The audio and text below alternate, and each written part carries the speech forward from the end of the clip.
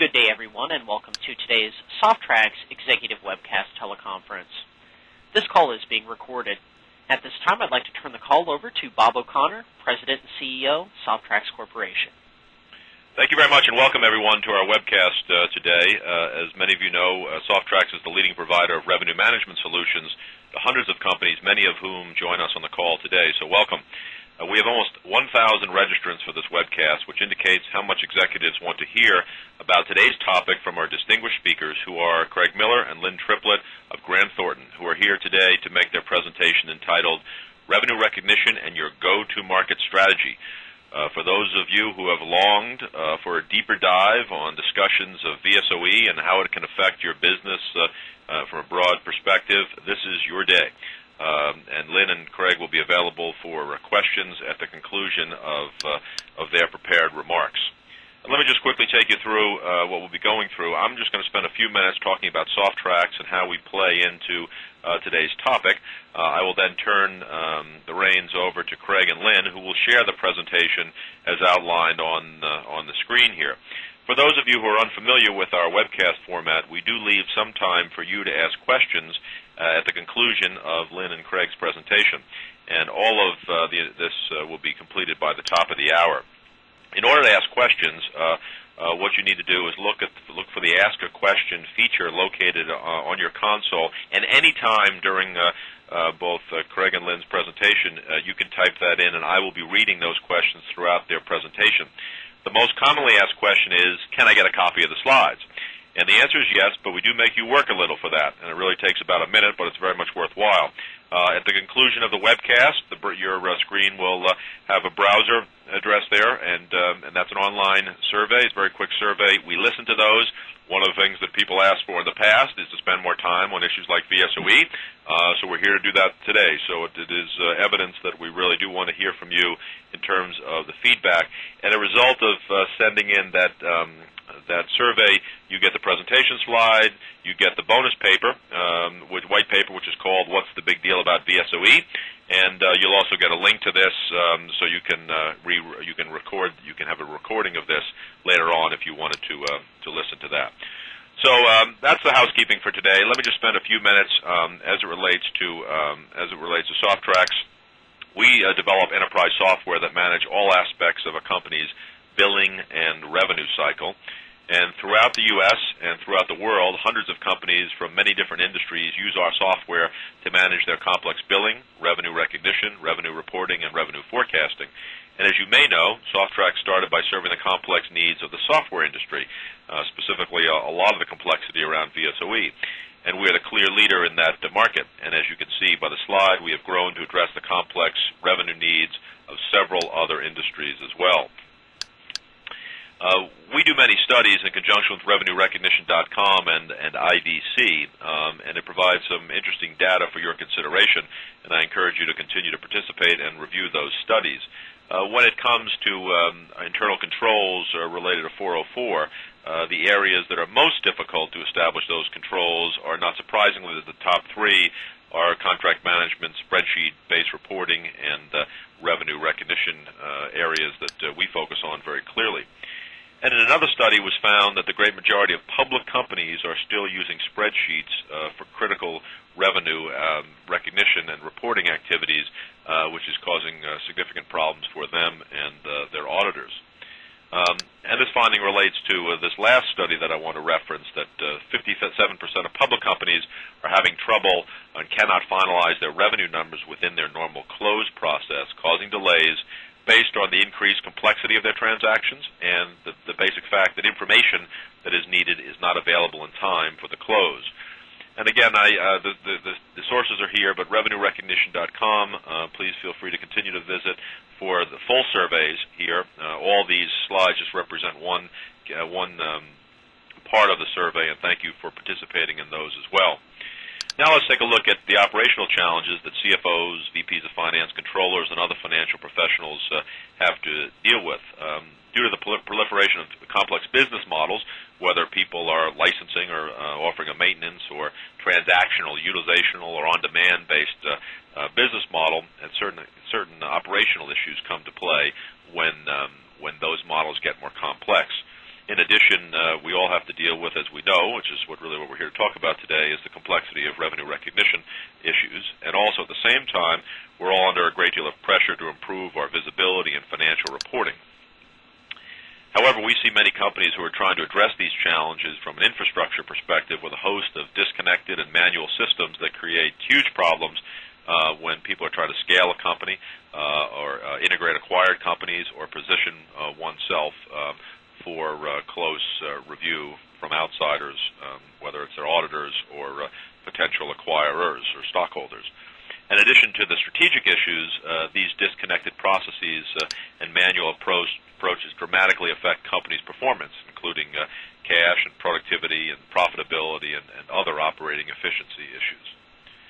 Our applications are closely aligned with the previously mentioned challenges that people are facing. Our applications in an integrated fashion help from a billing perspective and a contract management and order management and contract renewals.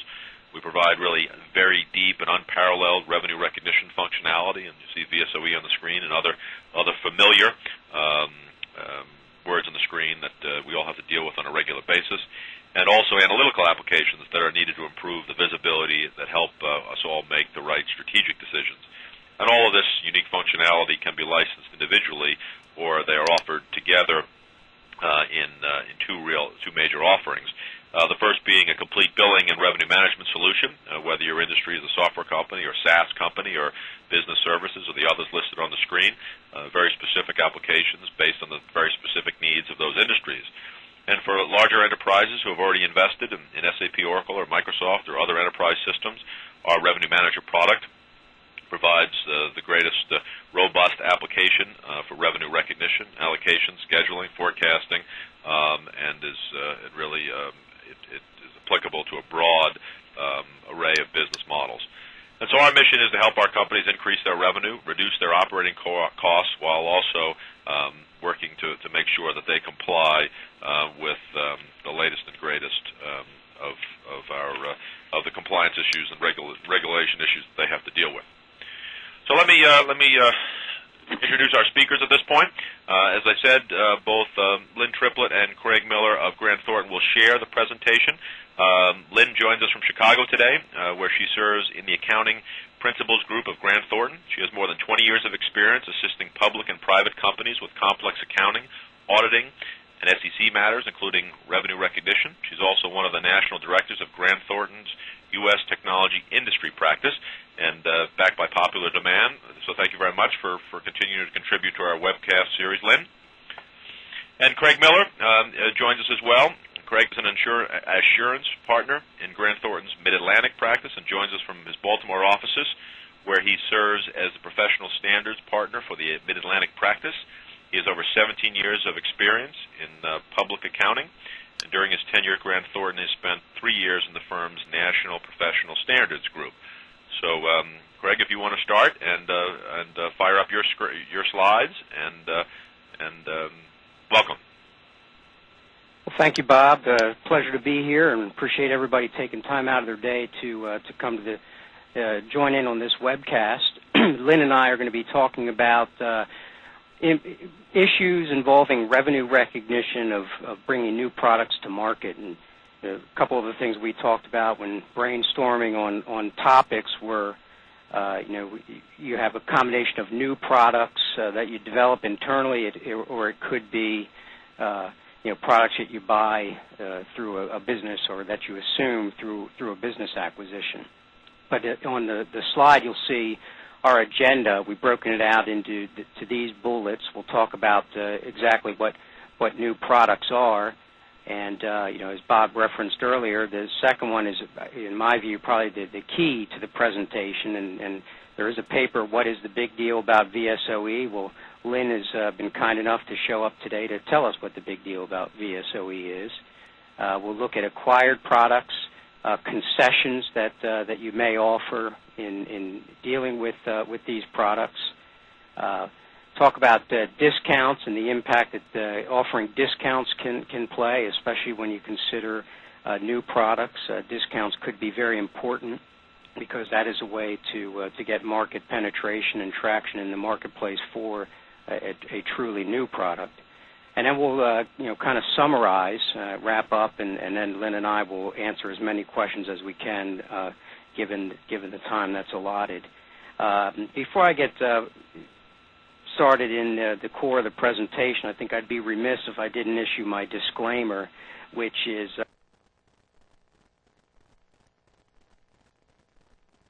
I think everybody on this call is familiar with the complexity of 97.2 and revenue recognition, and and I think it goes without saying, but I'll say it anyway, that in the course of this hour, I mean, you're not going to walk away as a 97.2 expert.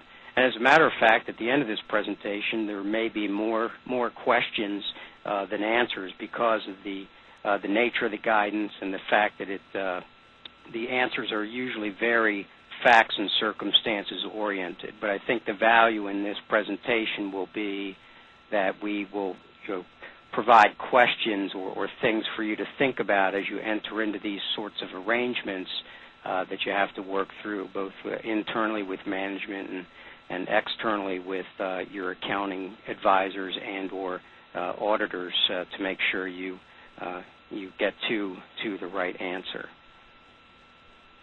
So with that, we'll jump right in, and we'll start out with what exactly is a new product. As I said earlier, you could have new software products, which is a new a product that you have usually distinguished by perhaps it may be under a different name as opposed to issuing a different version of an existing software. This is usually has features and functionality that your existing product base does not have.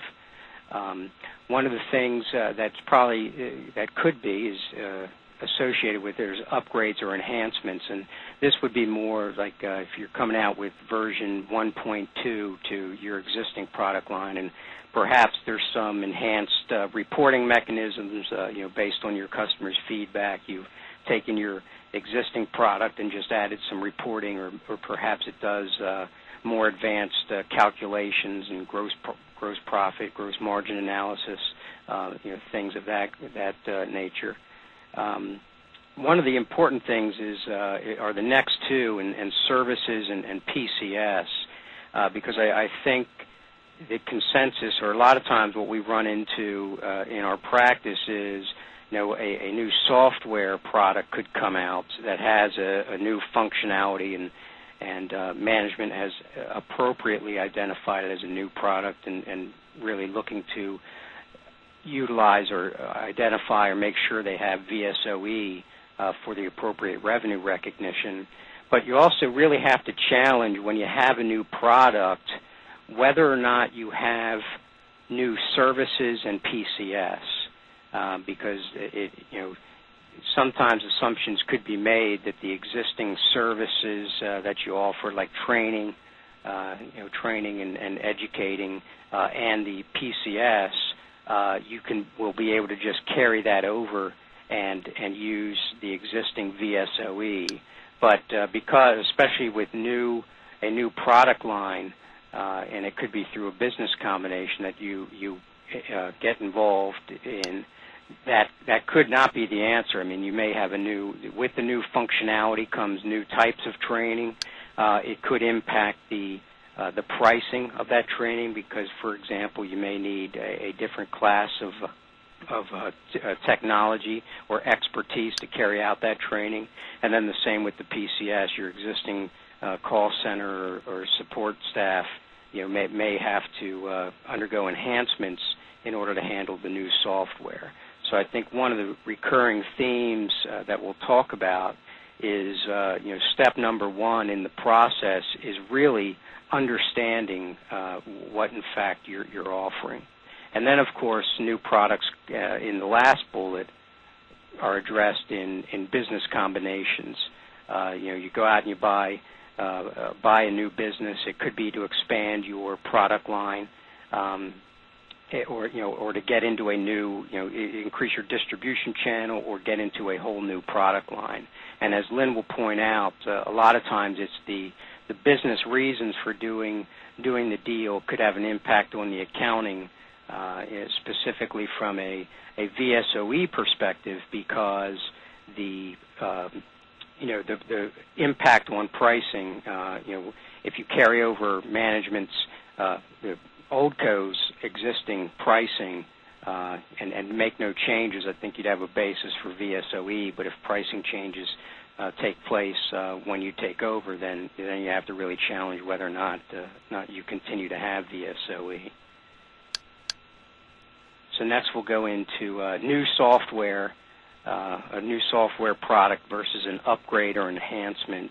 Again, a new software product's going to be the product has more functionality difference, covers a different area or features. It could be if you're doing you sell accounting software and maybe like a GL package, and you've expanded to go into like an inventory, more like an ERP system. So it has much more functionality. While it integrates with the GL package, it adds a lot more functionality and issues or services that the customers want, that from what you currently have. That would be a new software product versus an upgrade or an enhancement.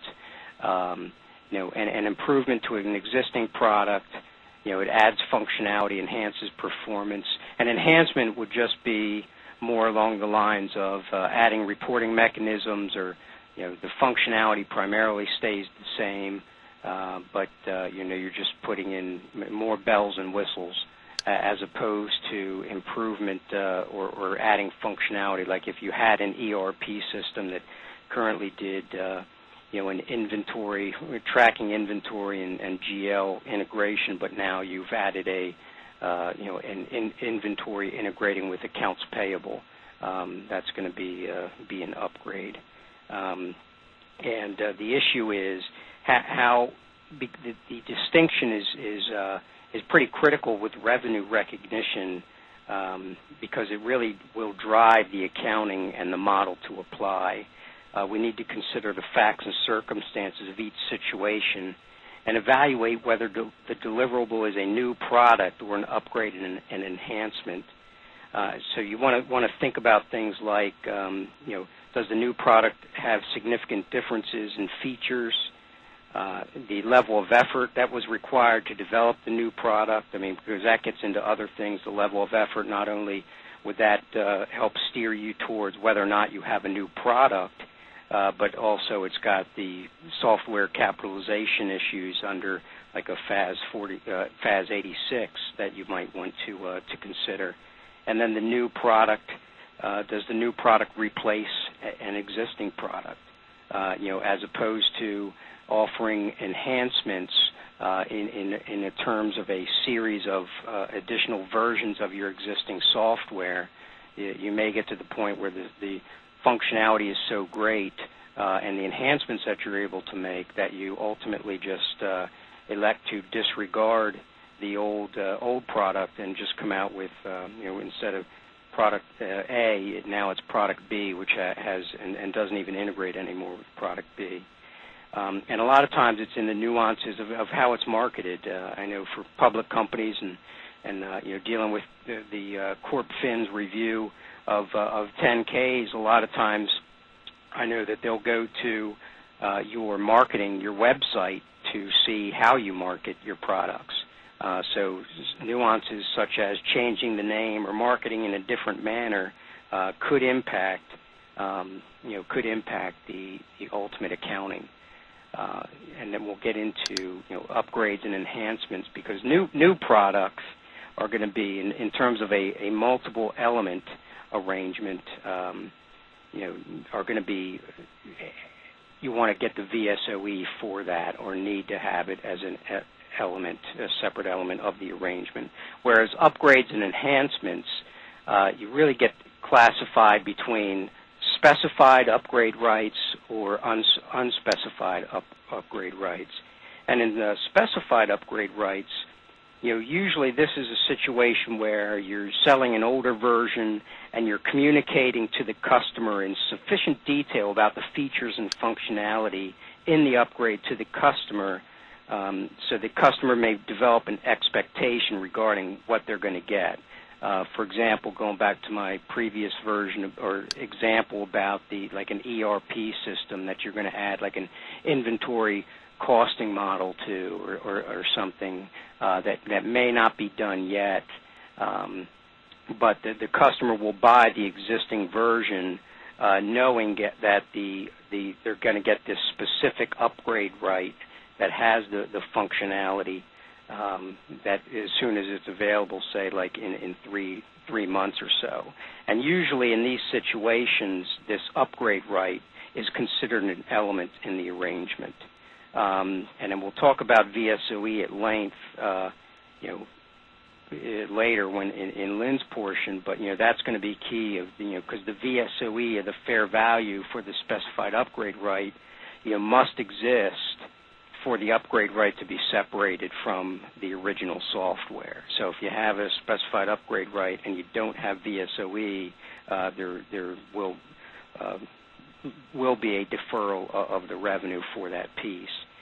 As opposed to an unspecified upgrade right, and these are typically kind of like the right to receive an upgrade, but the functionality or the specifics are not available right now. It could be like you sell version 1 of your software product, and periodically you'll come out with version 1.1, 1.2 that you're kind of addressing customer concerns and continuing to put bells and whistles on and work out some functionality needs. That would be what would be considered an unspecified upgrade right, and those are typically accounted for as PCS.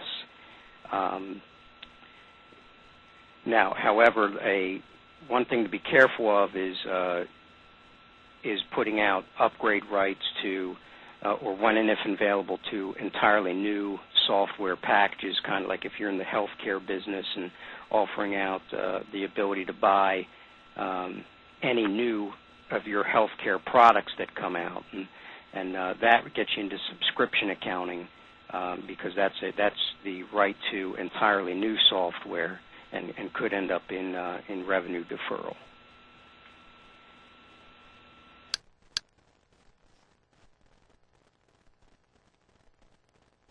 But in accounting for new products, I think this is a key slide, because one of the things is, the most important thing is to really identify all the elements in the arrangement, and then you want to look to, do you have more than one new product? And this goes back to my comments on the first slide with, we probably get into the trap that we think we're just issuing a new software product and that our training and VSOE or other elements in our normal multiple element arrangements have their VSOE that carries over.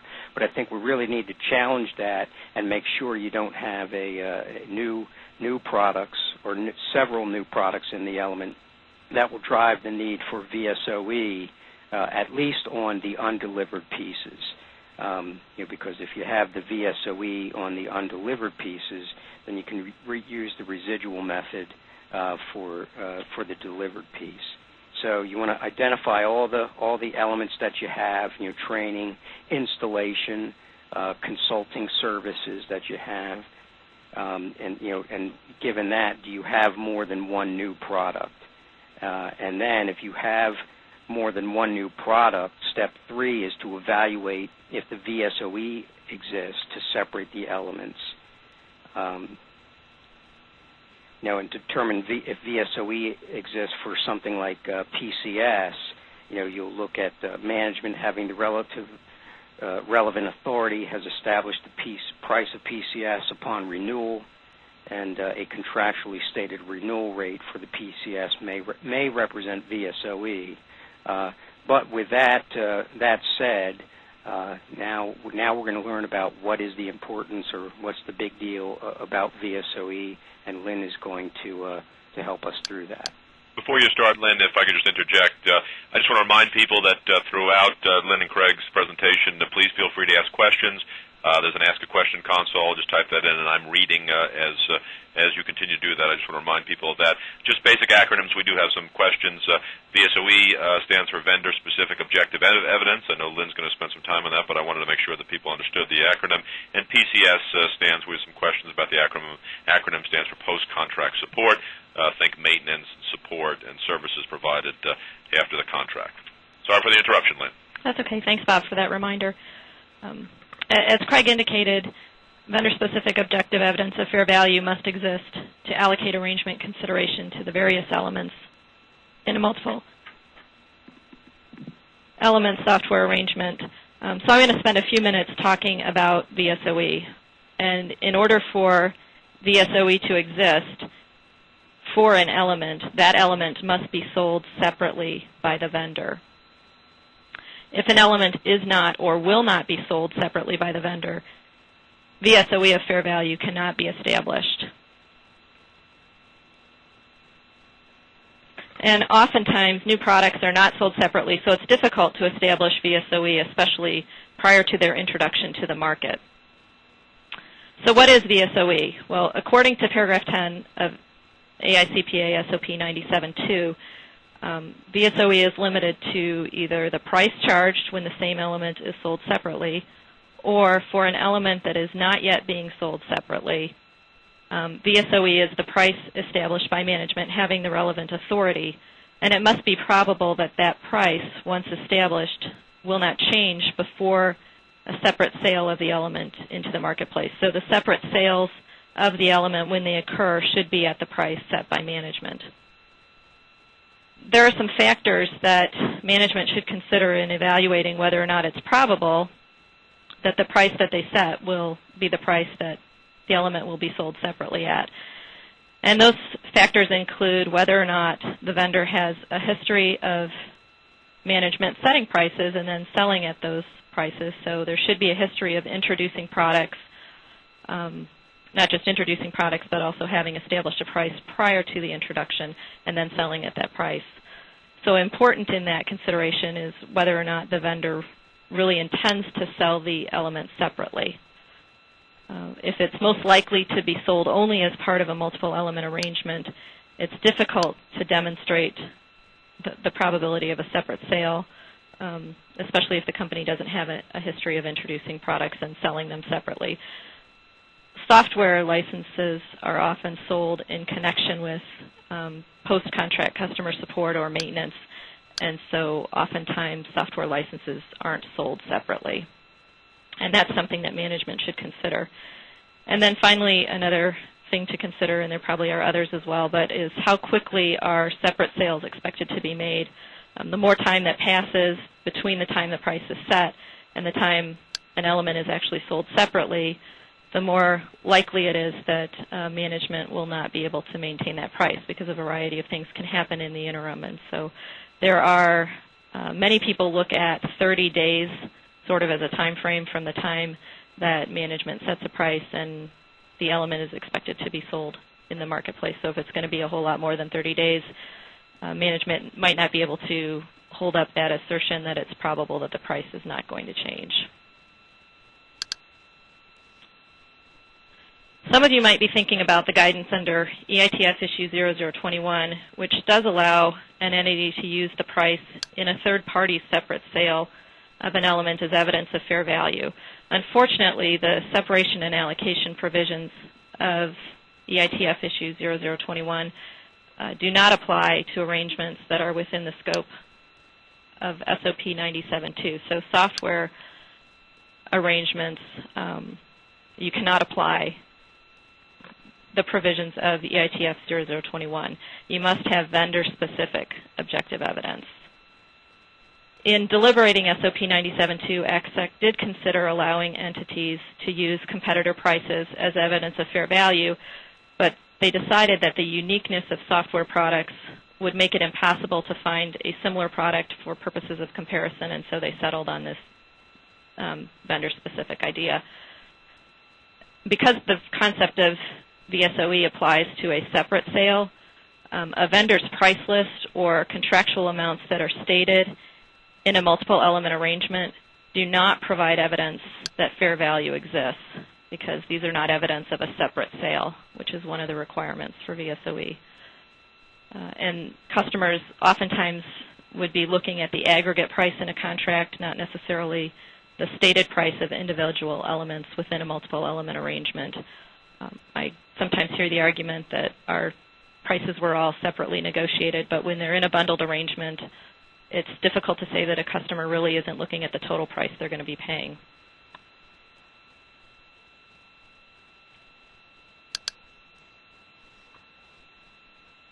So as Craig noted earlier, when evaluating the accounting for a multiple element software arrangement with a new product, a vendor must determine if VSOE of fair value for the various elements in the arrangement exists in order to determine whether the elements can be separated for accounting purposes.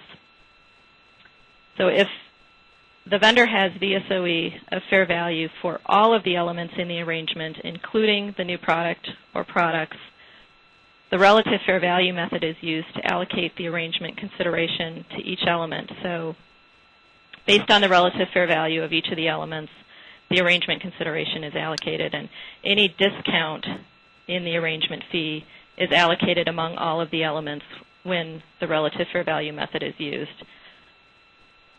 If VSOE of fair value exists for all of the undelivered elements but does not exist for the delivered element or elements, then the vendor can use the residual method.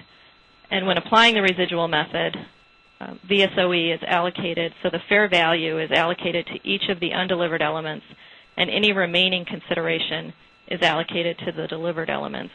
So in a situation where the residual method is used, the discount is all allocated to the first delivered elements. And if a vendor does not have VSOE of fair value for at least all of the undelivered elements in an arrangement, they are unable to recognize any revenue for the arrangement until either VSOE exists for any remaining undelivered elements or until all of the elements have been delivered. So because it can be difficult to establish VSOE for a new product, a vendor may find it difficult to recognize revenue in arrangements that contain a new product until that new product has been delivered. And it's a harsh accounting answer, but that's what 97.2 provides. So the evaluation of VSOE and whether or not it exists for the various elements in an arrangement is an important evaluation for a company to go through. And that determination should be performed at the inception of an arrangement. We also get questions about whether a vendor needs to look at the entire population of transactions together as one pool to determine whether VSOE exists. And the answer is no. A vendor may be able to stratify its population into classes for purposes of determining VSOE, because the fair value of a product may differ by size of customer, volume of purchases, geography, or some other measure. However, there need to be enough transactions in each pool to provide evidence of fair value. If stratifying the population results in just a few transactions in a particular pool, the vendor shouldn't stratify to that level, as only a few transactions, and those would be separate transactions of an element, do not provide sufficient evidence of fair value. You need more than just a few. The number that you need is kind of based on facts and circumstances, and there's no magic number, but it is more than one or just a few. As you're probably surmising from all of this, there's a good deal of record keeping that's required by a vendor in order to support that VSOE of fair value exists. First, you would need to have sufficient history of separate sales to demonstrate that they have VSOE for an element, and then there's an ongoing record keeping task in order to continually demonstrate that VSOE continues to exist. So it's not something that you evaluate once and then can walk away from. There need to be ongoing separate sales of the element, and those separate sales need to be evaluated to determine that VSOE still exists. So one thing to keep in mind when thinking about new products is even if the new product is going to be separately sold, it could take a bit of time in order to have enough separate sales, sufficient volume of the new product to determine that VSOE exists.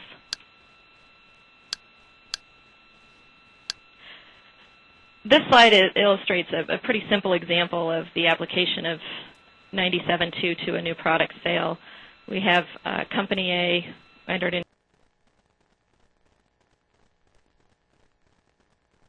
into an arrangement with Company B to license software product X and to provide ongoing support for that software product.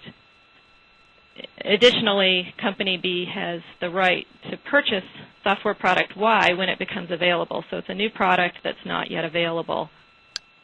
Company A doesn't have a history of management setting prices and then selling at those prices. And since the product is not yet available, it's not being separately sold. So Company A doesn't have VSOE of product Y, and all of the revenue under the arrangement should be deferred until either Company A has VSOE for product Y or until Y has been delivered. So there could be no revenue recognized even though product X has been delivered and they have begun to deliver the support related to software product X under the PCS arrangement.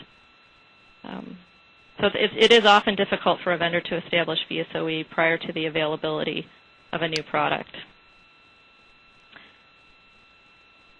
Craig talked a bit about unspecified software products, and those are an example, and Craig gave one, but I'll just give another one, is a right to for the customer to receive all new software products that might be introduced in a family of products or in a product line over, say, the next 2 years. So since the products haven't been specifically identified, there aren't features or functionality, and in fact there may never be a product that's made available, those are unspecified software products, and those are accounted for as a subscription. And under subscription accounting, the revenue for the arrangement fee is recognized over the term of the arrangement.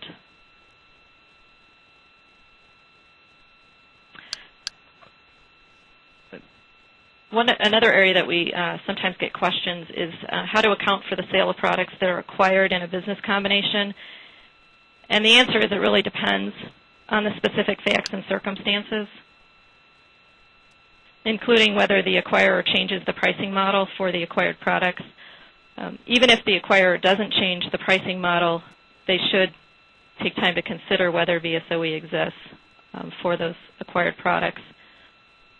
There are numerous reasons why a company might make an acquisition of another company or of their product lines. And because of those numerous reasons, the acquirer may or may not change pricing or change the product mix once those products have been folded into their existing line. If a company or product is acquired to enhance an acquirer's existing distribution, and the former owners or oldco had VSOE for the product, the acquirer may continue to use that VSOE if they do not change the product pricing or the product mix. If a company or a product is acquired to complement the existing product line of the acquirer, in certain situations, new company management may reduce the selling price of the element, especially in cases where it's being sold as a package deal, so it gets packaged up with products that the acquirer previously had and is now being sold as a bundled arrangement with products that it hasn't traditionally been sold with. And this change in product mix could impede the acquirer's ability to establish VSOE or demonstrate that VSOE exists, especially if the product is no longer being sold on a separate basis. So if you remember, separate sales are required to support that VSOE of fair value for an element exists. So if a product is no longer going to be sold on a separate basis, VSOE for that product will no longer exist.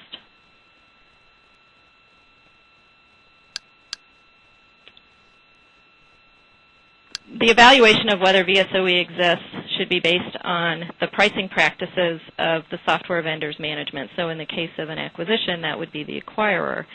And one of the areas where issues sometimes arise is with PCS. because sometimes PCS renewal rates are contractually fixed at a lower price than the acquirer would have charged. So this isn't really an issue if PCS is the only undelivered element in those incoming contractual arrangements, because that would represent a separate sale of PCS. But it would be an issue in a bundled arrangement where perhaps the software product is still to be delivered and the PCS is at a lower price than the acquirer would have priced it. And in those situations, they obviously have to abide by the contractual arrangements that old company management entered into, but those lower prices can be excluded from the acquirer's ongoing VSOE evaluation. So those transactions that are at that lower price would not be included in the pool or the population to determine whether VSOE exists. However, when that software product is delivered, and if they're using the residual method, the amount that would be deferred would be based on the higher amount that is the acquirer's VSOE, because now we're talking about accounting for the transaction. So you wouldn't use the lower contractual price, you would use the acquirer's VSOE. And again, price changes that are instituted by the acquirer, those transactions would need to be included in the evaluation for a VSOE. Another area that might impact the accounting for new product sales are concessions.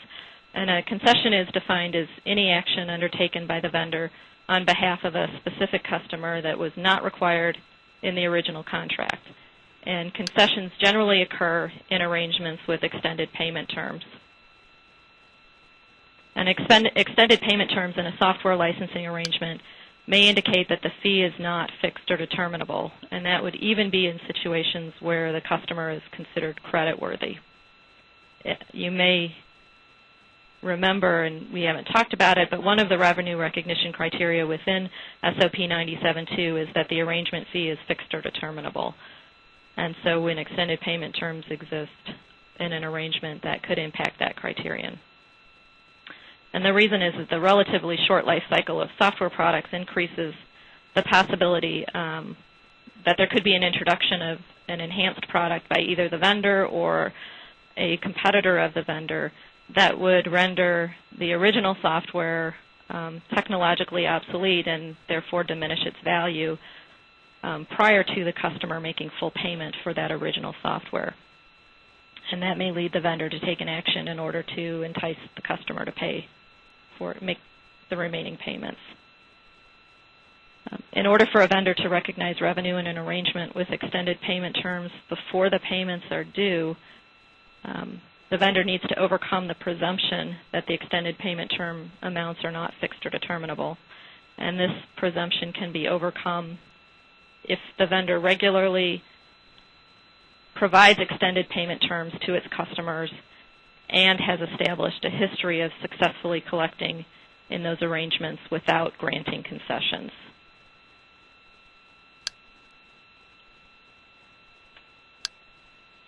Concessions take many forms, and a vendor really needs to carefully evaluate specific facts and circumstances of each potential concession to determine its impact on whether fees are fixed or determinable. This slide addresses changes which could be considered concessions. Any action taken by a vendor that would have affected the amount or timing of revenue recognized or would have increased the deliverables if the action was known at the inception of the arrangement is considered a concession.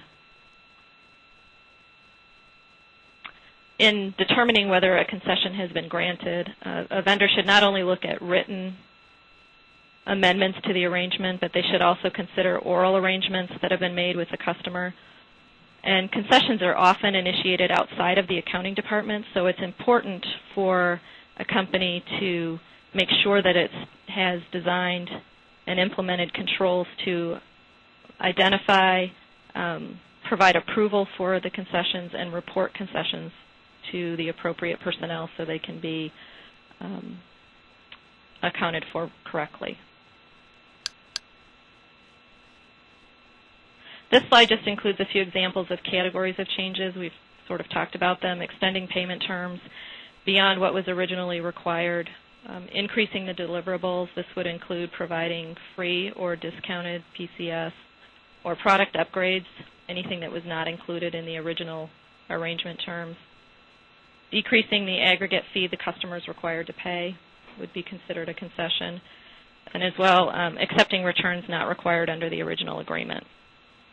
AICPA Technical Practice Aid 5100-56 provides these examples and also has examples of what are not concessions. Any increase in the deliverables with a corresponding increase in fees is not considered a concession. Basically, the customer's paid for what they're getting. Or an elimination of a vendor's delivery obligation with no cash refund to the customer is also not a concession.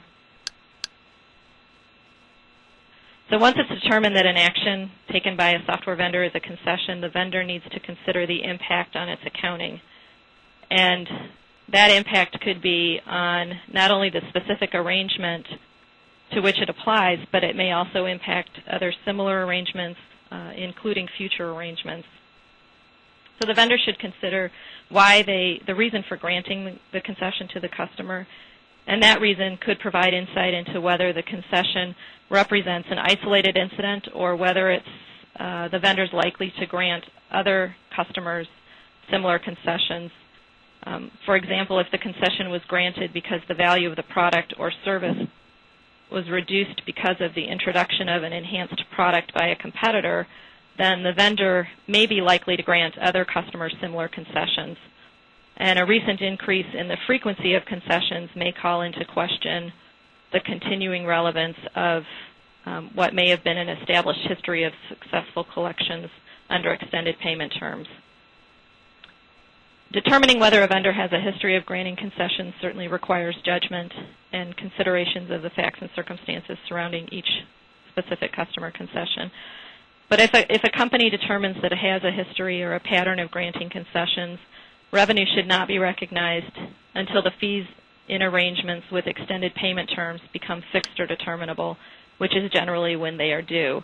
It's not appropriate to recognize revenue and also recognize an allowance for estimated future concessions, as it would be difficult to reasonably estimate what those concessions might be.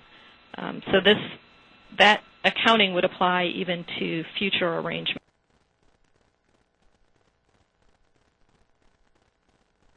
That's why it's important to consider each concession as it's given to determine whether or not there's a history of concessions that's been developed. Another area that can have an impact on accounting for new software products is discounts, and Craig is going to spend a few minutes talking about discounts and their accounting implications. Thank you, Lynn.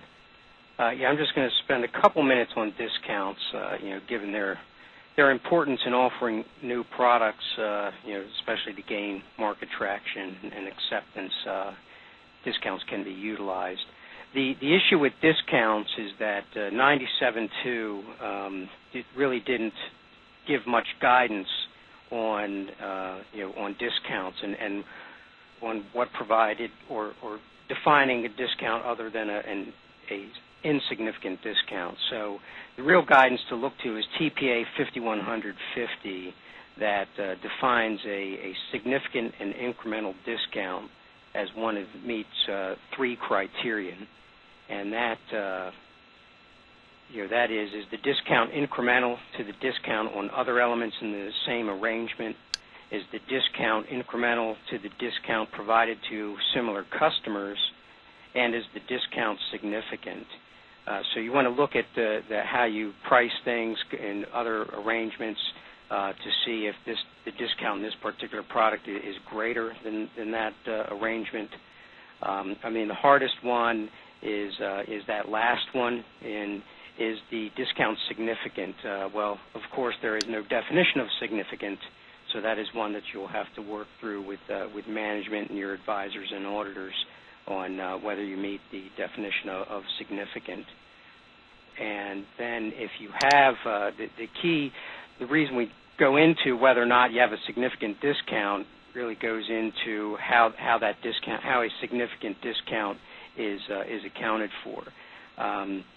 If the discount is determined to be significant and incremental, it is treated as an element in the arrangement. So, for example, if you typically sell product A for $100 and you offer in the past you've offered maybe a $10 discount on future purchases, but you enter into an arrangement with customer B, and now you're going to sell it for $50 for additional purchases. That would be a significant and incremental discount.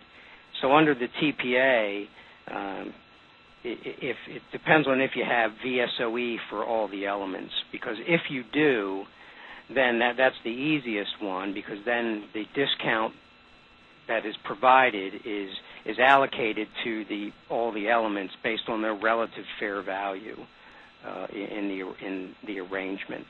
Whereas if VSOE does not exist for the future products or services, but a maximum discount is known. So, for example, in that one, you have a maximum number of units that the customer could buy. Well, the total amount of the discount would be known in that case. And then you would allocate the consideration, assuming that the maximum discount will be utilized. And then once the discount period expires, if you have any further deferred revenue, at that point you could take that deferred revenue into income. But if there's no maximum discount, and in which case it would be say the previous example, 50% from list, but there is no specific quantity, so there's no limit to the discount, then it's undetermined, and then what you do is you allocate based on the discount percentage. So each element would be reduced by, in the example I gave, the 50% discount rate.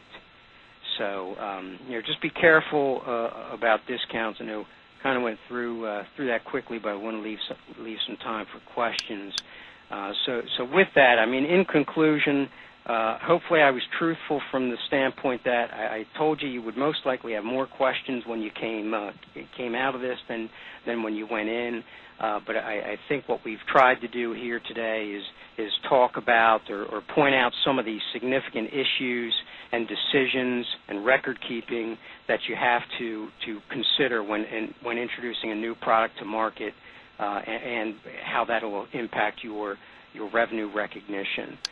You want to look at the arrangement first and foremost, is understand the arrangement. Is your product new? Is it just the software or license that's new? What about the PCS and the service? How many new elements do you have? And then once you understand the arrangement, then of course the key factor there is, do you have VSOE established for each of the new elements that will allow you to recognize revenue as the elements are delivered, as opposed to needing to defer for, especially if you don't have VSOE for the undelivered elements. And then changes in arrangements, and again, I think one of the key things Lynne pointed out was a lot of times concessions and modifications to the arrangements are done outside of the accounting personnel. So in terms of your sales force, educating the sales folks and the customer service facing folks on accounting and how these little nuances can have a tremendous impact on accounting is crucial. And then lastly, with discounts and identifying discounts and determining whether or not the discount is significant and thus is an element, and how a significant discount is allocated to the various elements in the arrangement. So with that, Bob, that concludes our prepared remarks, and I'll turn it over to you. Well, Craig, you were right about having questions. I have about 100 questions, 100 more questions than I had an hour ago. So I've been sifting through those, and we may take this a couple minutes past the top of the hour just to fit in some of these. We certainly won't get anywhere near to what we've been asked. Lynne, people are not letting you get off the hook on the establishment of VSOE so much. They'd like a little more detail, if you can, in terms of sufficient history. You said there's no magic number. It's more than a few in terms of the number of transactions. People have talked about bell curves in their questions. can you think of any way that a customer of yours or client of yours has helped to prove that they have a certain number of transactions to help establish VSOE, or can you give a little more guidance on what people might have done to convince you? Sure. I think, when you talk about the bell curve or substantive renewal rate methods, those are two methods that are used for PCS. And there's not any literature on them, but kind of generally accepted methods. And the bell-shaped curve method looks at your entire population of transactions for PCS renewals and takes into consideration the range of pricing. And I think, I can sort of speak for what we use, which is 80% of your transactions should fall within plus or minus 15% of the midpoint. As far as volume, it's very important to be consistent in your pricing, and the difficult thing is evaluating what a sufficient number of transactions is to demonstrate that you are consistent in your pricing. It could be certainly, there is no magic number, but if you had 10 and they were all priced the same, perhaps that would be sufficient. If you had 10 and, 6 were priced the same and 4 were not, then you might have an issue. Okay, well that helps. It's more that helps, especially that the 80 and 15. I think of what people were looking for, that kind of range. We had a lot of questions about a new product versus when is a product a new product versus when is a product an upgrade. There are situations, and we have many situations here, but sometimes people have the same kind of product, but it's sold to different markets, up market or mid-market or small, medium-sized business. Other times people have the same kind of product, but it's distributed through different mediums, such as, we're going to put it online or we're going to put it on your BlackBerry or things like that.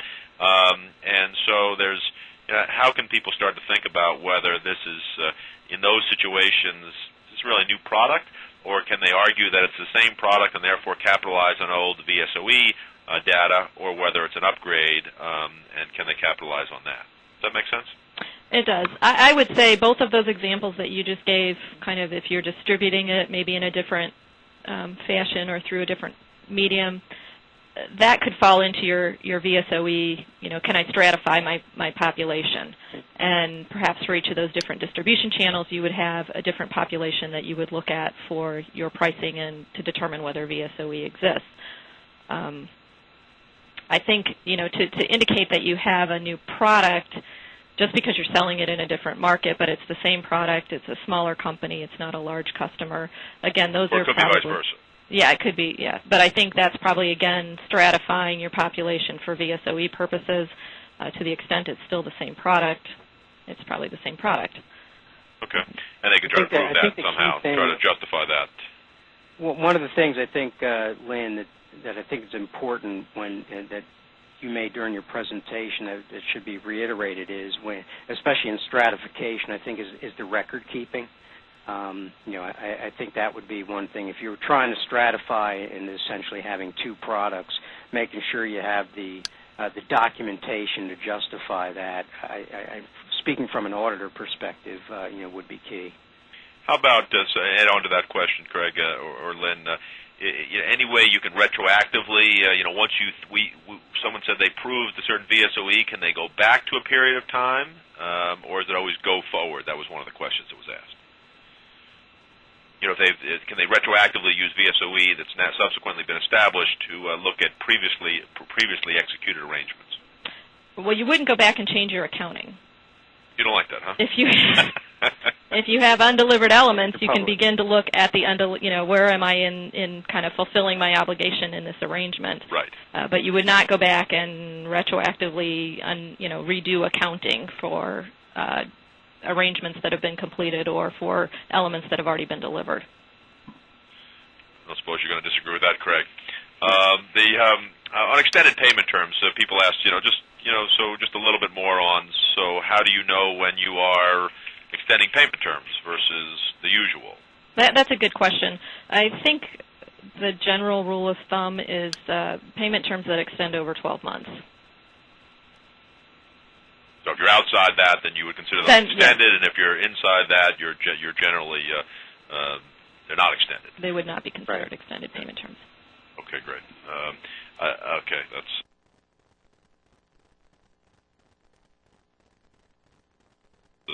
certainly very, very helpful.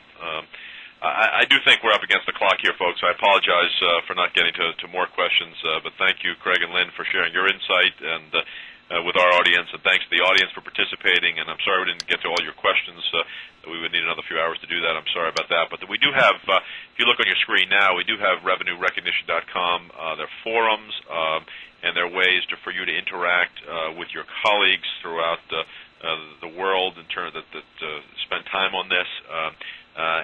So I think it's very helpful for you to spend some time on that, to share their insights. Again, they're not offering accounting advice, but more so how they have worked through some of the issues that everyone's dealing with. So revenuerecognition.com/forums can help you to do that. I want to remind everybody that you will also see the URL soon for the survey, and that survey is very critical to us. It allows, it takes about a minute. You'll get copies of the presentation. You'll get the bonus paper, What's the Big Deal About VSOE.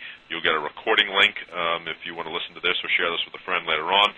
And I'd ask you to please continue to look in your email for future notifications of such events, and visit Softrax.com and revenuerecognition.com for these events and other papers and other things of interest around this topic. Again, Lynne and Craig, thank you very much for your time and preparation and the presentation, answering questions. We very much appreciate it. And thank you very much, everyone. Goodbye. Thanks, everybody.